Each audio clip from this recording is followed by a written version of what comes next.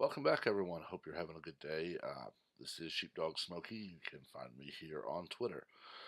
Uh, Not going to be doing much for the next couple of days. I am dealing with some immense back pain, but I had to weigh in on this one at least. Maybe at least in one more video, which you might be able to tell by the tabs open behind me what I'm working on.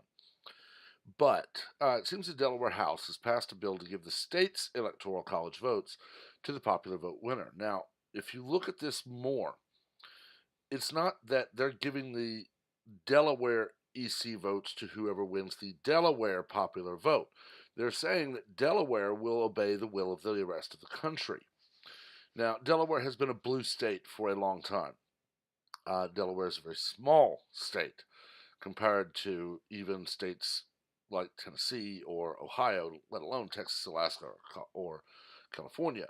But this is the first part in a move that is it's been around for a long time. A move to say we don't care what the Electoral College vote says.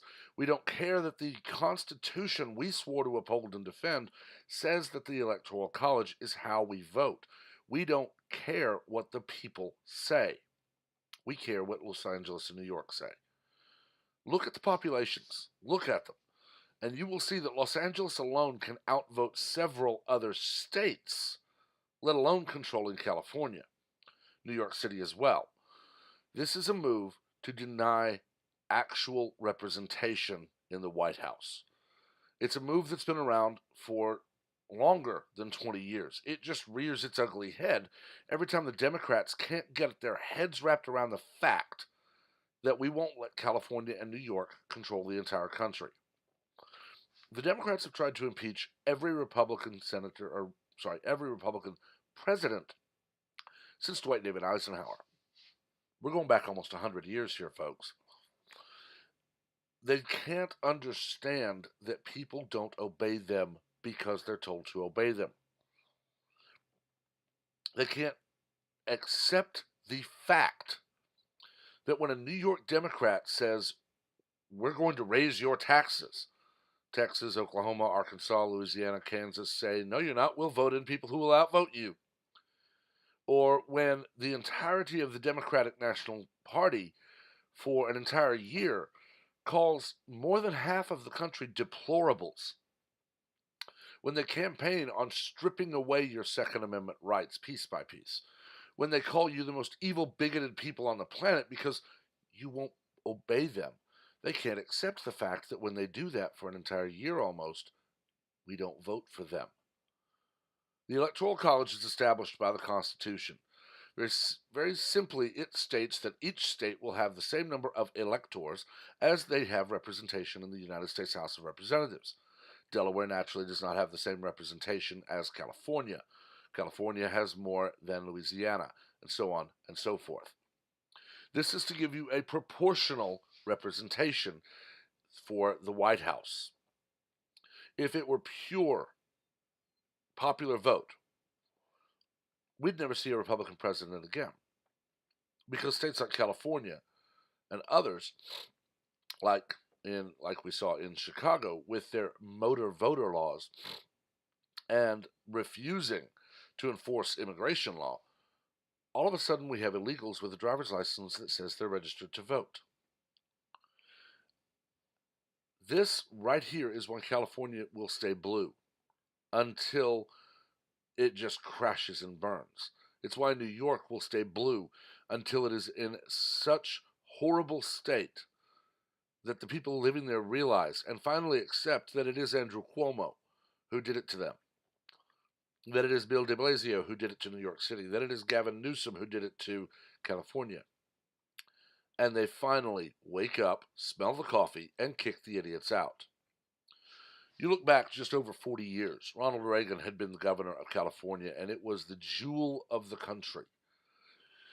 Shortly after his ascension to the White House in 1980, and the Democrats' work begins to remove him for anything and everything they can find.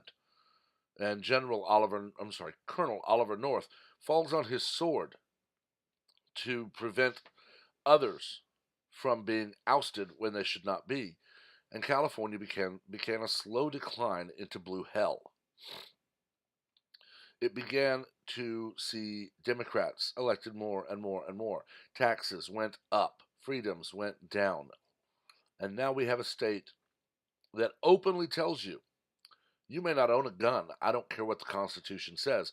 You may also not tell ICE where illegal immigrants are, because even though the Constitution says they can't be here, even though the United States federal law says they cannot be here, we say they can, and we say you can't have a gun. And when someone who is here illegally kills an American citizen, like young Kate Steinle, we will use California taxpayer money to help that person sue the government for daring to prosecute them for their crime. California, Oregon, Washington, Illinois, New York, Massachusetts. They're all nearing the bottom. When they hit rock bottom, when New York City is completely bankrupt, and de Blasio refuses to say where the millions upon millions his wife spent went, when the people of New York City revolt and remove him, he will be on TV just in tears. I don't know why they don't like me. I don't know why they wouldn't just do what I told them. It's the same we see from Democrats every time. This, right here, is going to spark one of a few possibilities. One, and it's the most likely in my mind, this will go to the Supreme Court and will be struck down. And Delaware will be told, the Electoral College states that you may decide if you want to split or give all of your Electoral College votes to the candidate who wins your state. Two, other states will try it, and it will go to the Supreme Court, and they will be smacked down. Or three, the nation will fracture, break apart, and the United States will be no more. You'll see soldiers in the Middle East, Korea, Germany, Iceland, and all over the world all of a sudden be told, you're no longer a United States Army soldier, you are a insert state here soldier.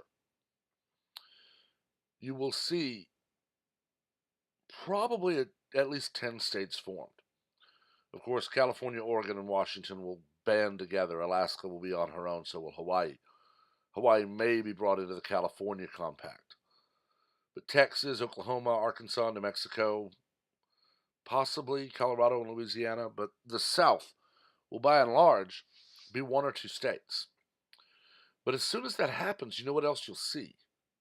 You'll see the California nation demanding all of the other former United States members pay them. Texas is on her own electrical grid. For a moment, let's just go down the rabbit hole. Say the U.S. is fractured and breaks, and Texas decides we're not going to be with anyone else. We're going to be Texas again. We build a wall around our entire state to prevent illegal immigrants from entering our state illegally. We don't get oil from anyone else. We drill Spindletop and West Texas otherwise. We don't get electricity from anyone else. We have our own. We don't refine anywhere but Texas. We have textiles, we have food, we have auto manufacturing, we have contracting. We build everything we need here. Quite literally, we would become one of the major players on the planet. Our beef, pork, chicken, dairy, vegetables, fruits. With a few exceptions, we don't grow pineapples here, and avocados aren't as good as they are from Mexico. I could get along without pineapple and avocado personally. But all of that is being exported to other countries now. Textiles, cotton, for example, to make clothing, being exported. Wool being exported. Milk, eggs, meat, vegetables, fruits, cars, trucks, planes, tanks, helicopters, oil in both the unrefined and refined state. All of it being exported. We're not buying from anyone. Except maybe pineapples, avocados, and a few other small things we can't grow here. All of a sudden, California and the others with them will realize, oh, crap, Texas doesn't need us. And you will see in the UN, or whatever replaces it once this all happens, if it does, pass a resolution condemning Texas for not supporting their former fellow state. You will see people demand we send free oil, free gas, free food, free textiles. whatever it may be, or just money to the failing California state. When we say no, they'll try to invade. They'll get beaten back. Why does no one understand the simple fact that America is not one great blue blob or red? If you look at the electoral map, we can actually pull that up here.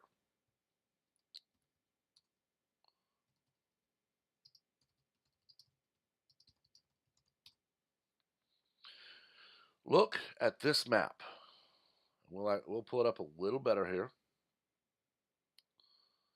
You look at this map right here, and you tell me why New York City, Los Angeles, should be able to control the entirety of the country.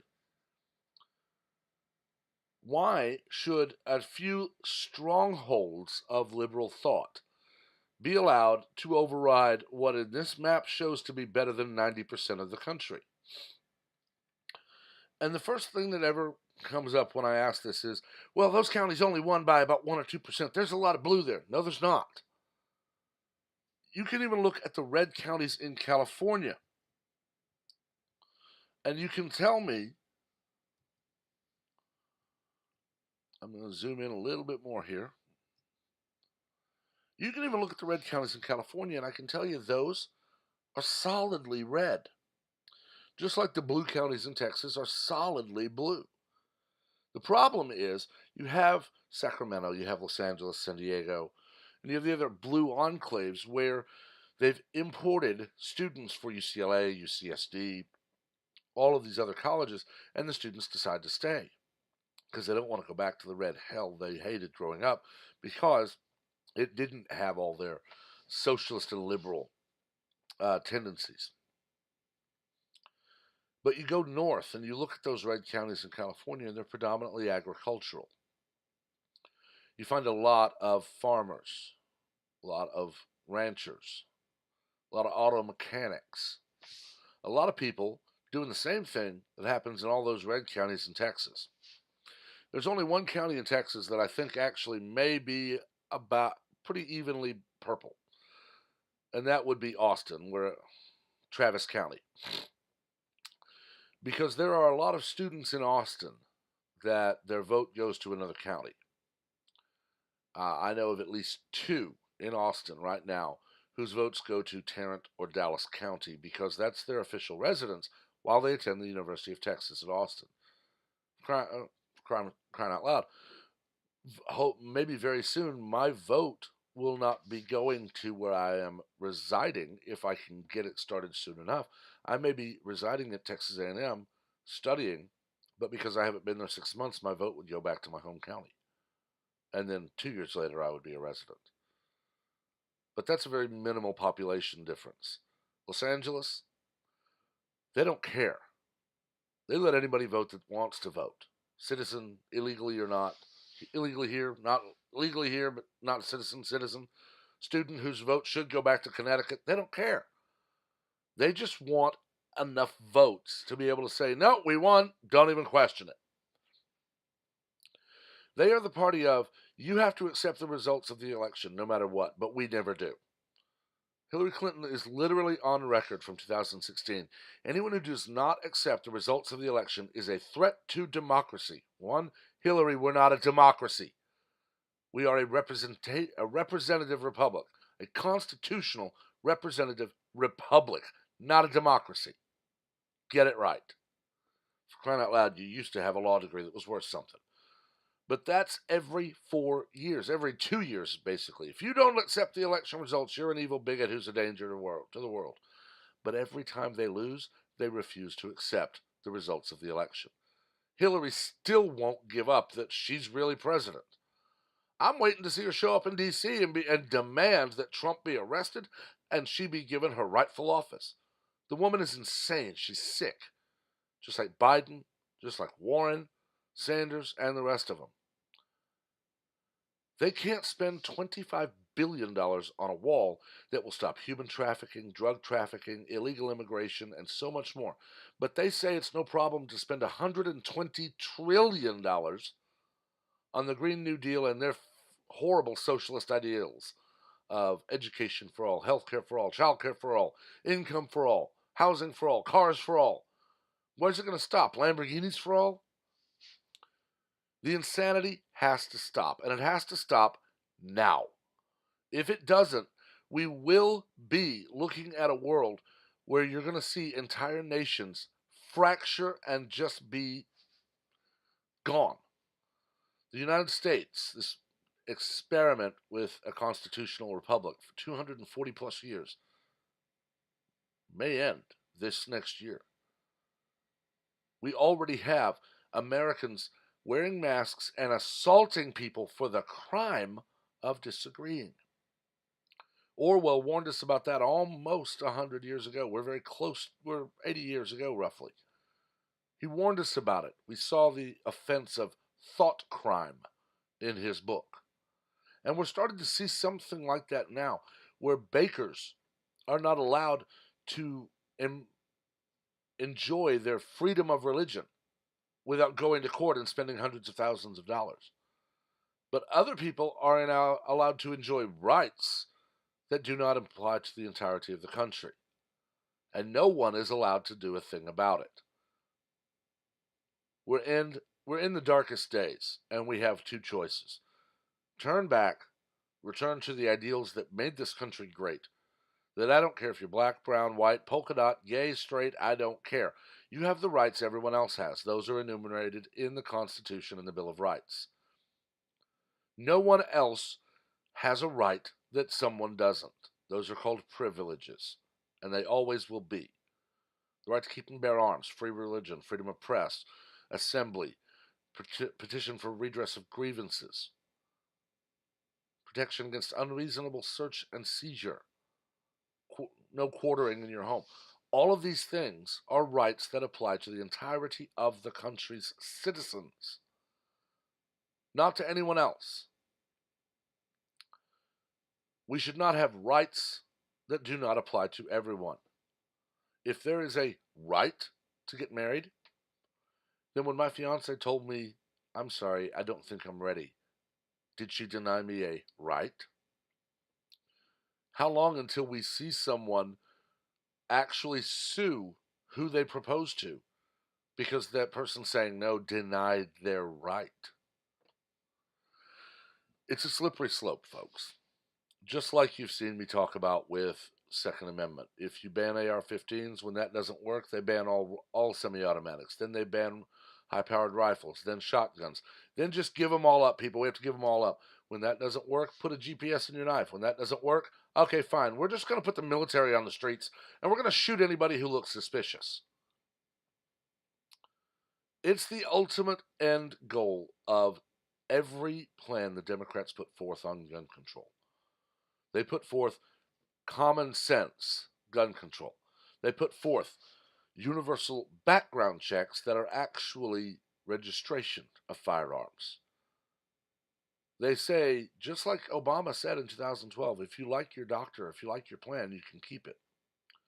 So for now, they say, well, if you have an AR-15, you can keep it and continue obeying the law. But if they succeed and ban the sale of AR-15s, when that does nothing, well, it didn't work. You're just going to have to turn them all in. When that doesn't work, turn in the others. When that doesn't work, just give them all up. When that doesn't work, just accept that we are your gods and you will die if you disobey us.